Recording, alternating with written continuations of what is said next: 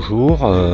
Alors voilà, ça c'est mon tas de compost d'il y a un an.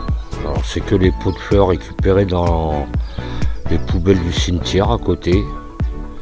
Et là je vais m'en servir pour faire des semis.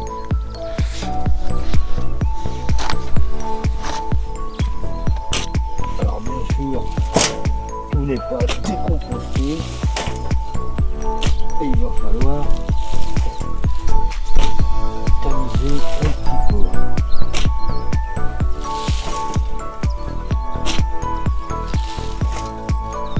Allez hop, j'en ai bien assez.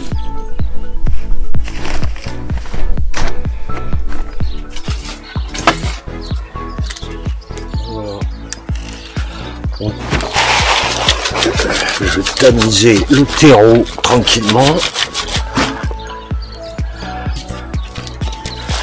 Bon, moi je suis au grain 5 mm.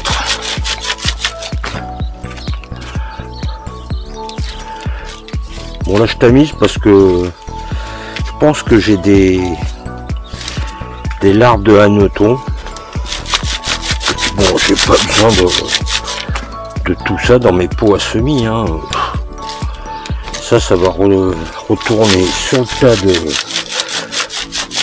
du terreau récupéré au cimetière et ça finira de se désagréger. Oh, belle racine.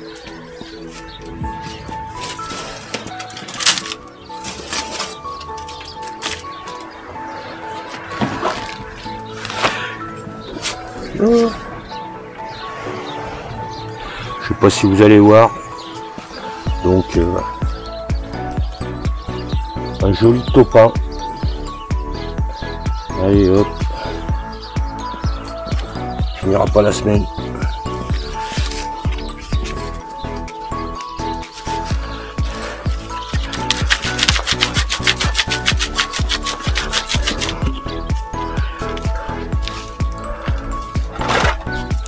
Moi ce qui m'embête c'est surtout les topins, oui,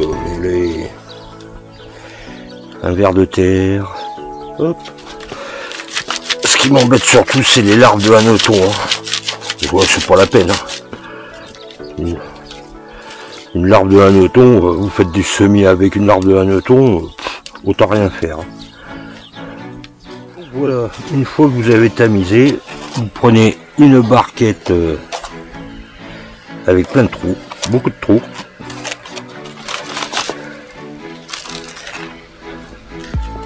Et vous remplissez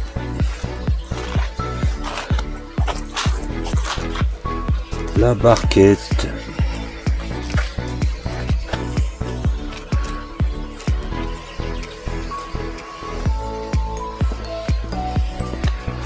Voilà.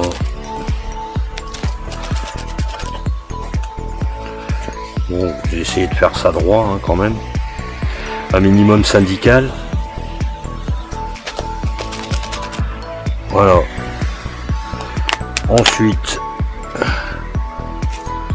c'est pas bien compliqué.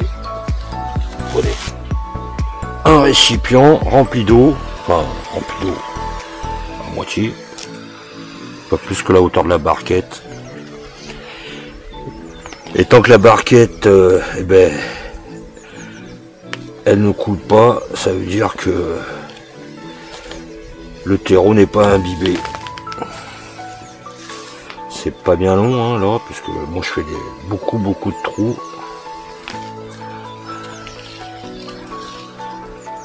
Voilà.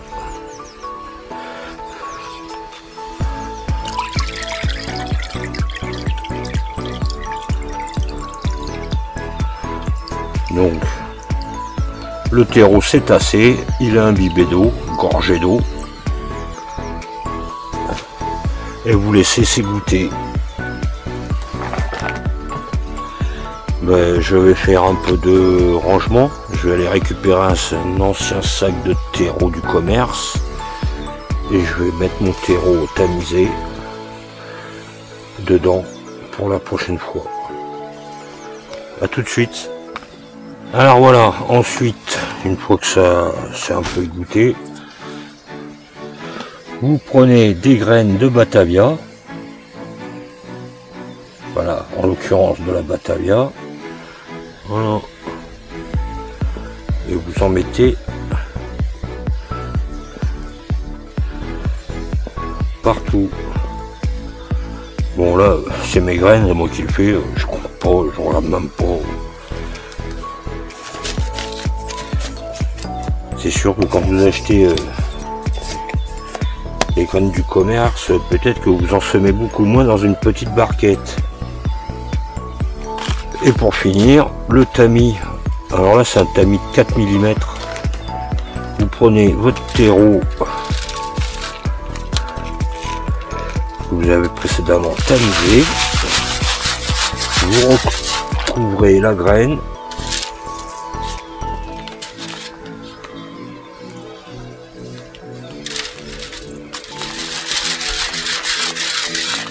Voilà, ça suffit largement. Et ensuite, il faut plomber.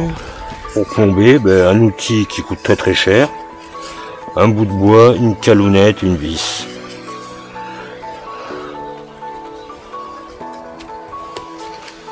Bon, plomber, c'est juste pour aplatir. Hein.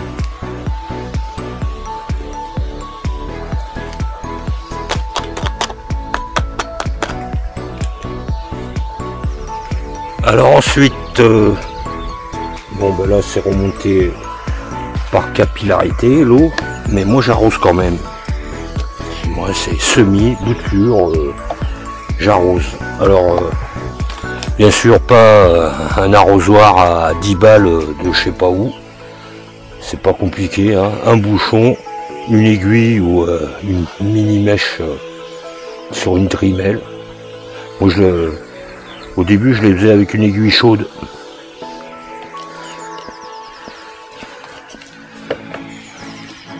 Donc voilà, système d'arrosage, mode économique. Donc là, les trous sont trop gros. Et je vais prendre un bouchon fait avec des aiguilles, enfin une aiguille chaude. Ah bah oui, c'est mieux, hein. Bon, pas peine d'en mettre trop, vu que c'est déjà arrosé et que c'est imbibé. Et maintenant, nous allons voir comment protéger nos salades et les forcer. C'est surtout les protéger, le forçage, ça dépend de la saison. Alors, il y a deux choses. Soit une chute de P17. P17, c'est du voile de forçage, 17 grammes au mètre carré.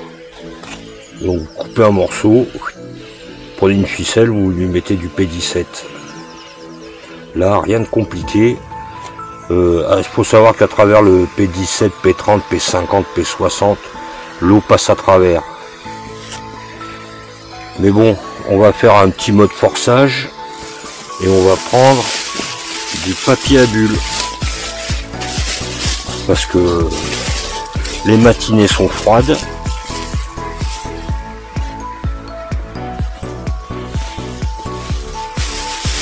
Donc comme je disais, les matinées sont froides et ils gèlent le matin. Alors ça, papier à bulles récupéré dans la poubelle. Ça va coûter une blinde ce papier à bulles. Non, j'ai pas besoin d'autant, mais... Allez. Hop. Bon, je m'excuse pour le bruit, mais... moi, je fais des vidéos et les gens, eux, ils travaillent. Donc, comme disait mon père, on va pas empêcher les gens de travailler. Je mets dans quel sens? Le sens qui va bien. Donc l'air emprisonné, c'est le meilleur isolant. Hein. C'est le meilleur isolant de tous les isolants. Il n'y a pas mieux.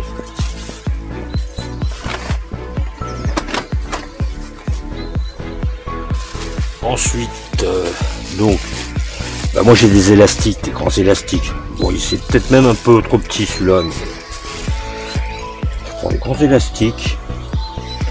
Alors quand ils sont froids, bah, il faut les travailler un peu.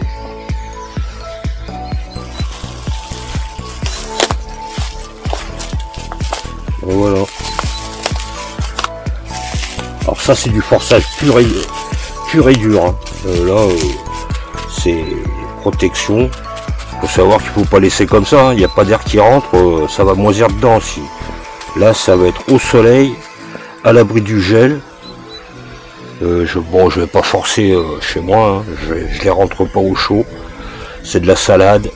Ça va aller à l'abri du gel contre un mur. Et exposé au soleil tous les jours. Et dès que les semis vont sortir, j'enlèverai le papier à bulles. Hein. Ça c'est pas bon, je remettrai du P17. Le P17 laisse mieux passer le soleil que le P30 quand même. Et ensuite donc vous avez le P17 si vous en avez, le papier à bulles. Vous pouvez prendre du sac plastique transparent, n'importe quoi. Vous pouvez même prendre des vieux rideaux en nylon. Les rideaux fins en nylon, là, la lumière passe à travers, c'est pas un problème. Il n'y a pas de limite. C'est pas parce que vous mettez du P17, du P30, du papier à bulles, prenez de la bâche noire. Hein, la bâche noire. Bon, ça voit pas le soleil. Oui, bah ok, ça voit pas le soleil. Mais pendant 4 jours, le temps que ça germe, la graine, elle voit pas non plus le soleil. Mais par contre, le plastique noir absorbe la chaleur, plus la chaleur. Et ça chauffe et ça fait germer. Donc au bout de 3-4 jours, vous regardez quand ça germe, vous retirez et ça va pousser. Bon, ben sur ce, je vous dis à plus. Et bon jardinage. Ciao, ciao.